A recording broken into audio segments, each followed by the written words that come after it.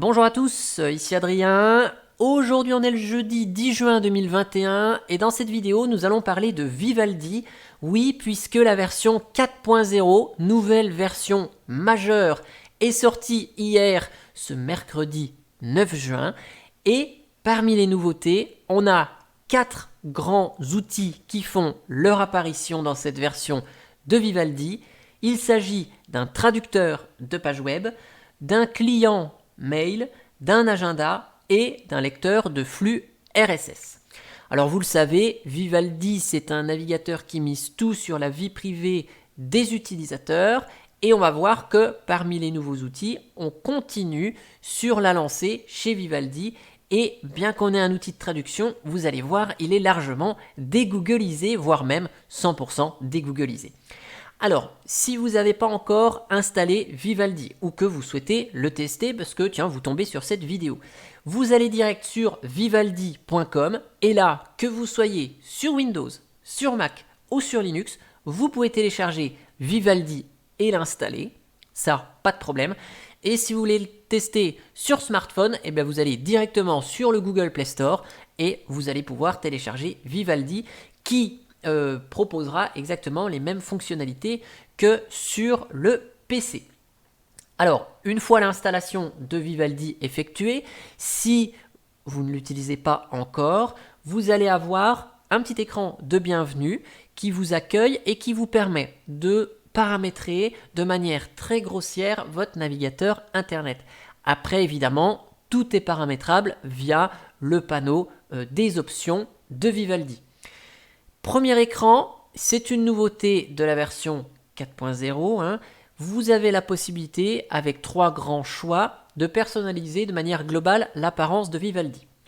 Dans tous les cas, vous avez à disposition un bloqueur de publicité et de tracker qui vous sera proposé et l'outil de traduction. Dans tous les cas, derrière, le navigateur Vivaldi ne vous traque pas. Si vous voulez savoir comment ça fonctionne chez Vivaldi, je vous mettrai dans le descriptif de la vidéo la page vers leur politique de confidentialité. Donc cette interface essentielle vous présente un navigateur très minimaliste, mais si vous voulez la simplicité dans un premier temps, vous pouvez. Si vous voulez activer les panneaux, la barre d'état et l'avance et retour rapide, vous pouvez prendre classique ici. On voit le panneau qui apparaît ici à gauche, la barre d'état en bas et les boutons avance et retour rapide. Et si vous voulez activer les fonctionnalités bêta que sont le gestionnaire de courrier électronique, l'agenda et le lecteur de flux RSS, vous pouvez basculer sur l'interface complète et donc ces 3 derniers modules sont activés sur le navigateur. Ensuite, on peut poursuivre l'assistant de bienvenue qui vous offre la possibilité d'importer les favoris depuis un autre navigateur, continuer, d'activer le bloqueur de tracker ou le bloqueur de tracker et de publicité. Et puis, si vous souhaitez personnaliser un petit peu l'apparence de Vivaldi parce que le rouge ne vous plaît pas trop, vous avez quelques thèmes à disposition qui vous permettent de personnaliser le thème du navigateur Internet. Et enfin, vous pouvez positionner vos onglets là où vous le souhaitez, en haut, à gauche, en bas, à droite. Donc ça, c'est une personnalisation possible dès l'écran d'accueil. Et bien sûr, si vous voulez changer le choix, vous pouvez le faire dans les paramétrages de Vivaldi. Et à la fin, l'assistant vous propose quelques fonctionnalités qui sont propres à Vivaldi, à savoir le gestionnaire de notes, la gestion des panneaux web et l'empilement des onglets. Et quand vous cliquez sur chacune des vignettes, vous arrivez sur le site qui vous présente ces fonctionnalités afin de pouvoir les utiliser et de les découvrir. Une fois que c'est fait, on arrive sur le fameux Speed Dial qui est l'écran d'accueil ici quand vous ouvrez le navigateur web. Et donc vous pouvez personnaliser ici les vignettes de vos sites favoris pour les organiser ou supprimer celles qui ne vous intéressent pas. Alors ce qu'on va faire, on va continuer cette petite visite de Vivaldi 4.0 en parlant de Vivaldi Traduction. Donc on va aller sur un site anglais, par exemple New York website. Très bien. Et donc dès qu'on va arriver sur un site où c'est pas écrit dans la langue dans laquelle on a le navigateur internet, il va nous proposer ici de traduire la page via cette petite pop-up. Donc, si vous voulez toujours traduire les pages en anglais, vous pouvez cocher la case ici. Après, il y a quelques options. Si vous voulez jamais traduire l'anglais parce que vous êtes à l'aise avec l'anglais, mais que vous voulez quand même traduire des pages qui seraient dans d'autres langues, l'allemand, l'espagnol, le suédois ou autre, bon, ça se fera si vous choisissez ne jamais traduire anglais. Tout ce qui est anglais reste en anglais. Les autres langues, il vous proposera de traduire. Si vous voulez traduire des sites en anglais, mais pas celui-là parce que vous le préférez en anglais, vous pouvez ne jamais traduire ce site. Et par défaut, le choix proposé de traduire les pages est activé. Et donc là, en cliquant sur le bouton traduire, hop, le site est traduit, vous voyez, tout le texte est écrit en français cette fois-ci, et donc ça, c'est fabuleux.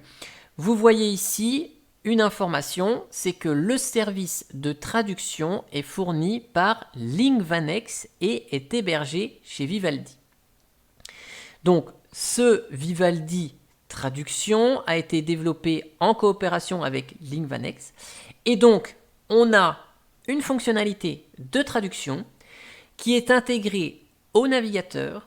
On n'a donc pas besoin d'extension supplémentaire et ce moteur de traduction fourni par Linkvanex est hébergé sur les propres serveurs de Vivaldi en Islande, je vous le rappelle.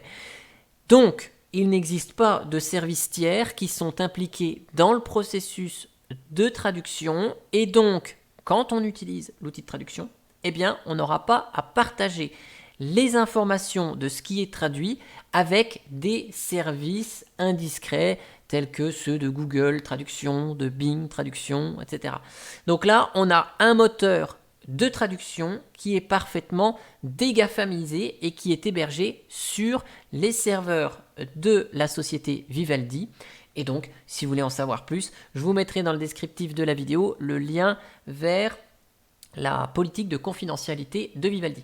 Et donc là, vous voyez, on a la possibilité de lire le site initialement en anglais de la ville de New York, mais le tout en français. Alors, comme d'habitude, tout moteur de traduction automatisé peut présenter des dysfonctionnements, des incohérences dans les phrases, mais ça, forcément, on ne peut pas avoir une traduction parfaite comme le ferait un être humain avec notamment des expressions qu'il connaît et qu'il adapterait dans la langue en face, comme la fameuse expression « It rains cats and dogs », il faudrait voir si ça nous traduit effectivement « il pleut des cordes » ou si ça nous traduit de manière assez bancale, un truc du style « il pleut des chats et des chiens ». Voilà. Donc ça, c'est ce genre d'exemple qu'un outil de traduction automatique ne peut pas forcément bien interpréter, mais ça permet de comprendre en grande partie un site web pour ceux qui ont du mal à lire des sites qui sont dans une autre langue. Donc ça, c'est un service qui est proposé par Vivaldi, et donc c'est toujours bon à prendre de ce côté-là. Voilà. Après, dans les trois autres grandes fonctionnalités qui sont arrivées dans Vivaldi, on a le client mail ici, où on va pouvoir ajouter une adresse mail et la paramétrer. On a le gestionnaire de flux RSS.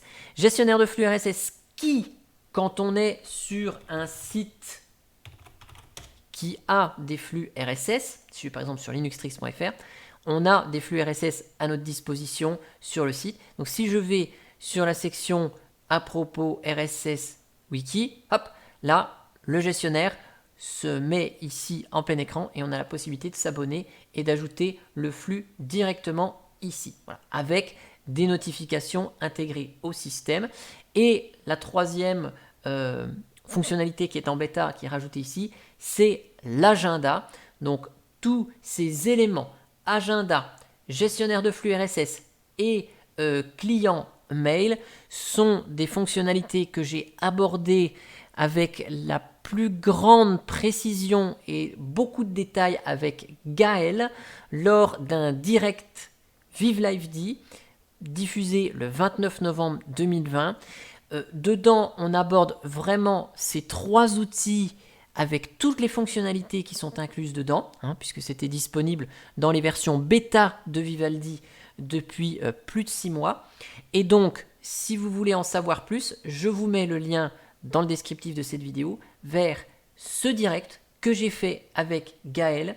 Et donc, vous avez à porter là dans la description les sections de temps de la vidéo sur laquelle vous pouvez aller en fonction d'un thème qui vous intéresse. On a vraiment développé dans les moindres détails ces 3 grandes fonctionnalités.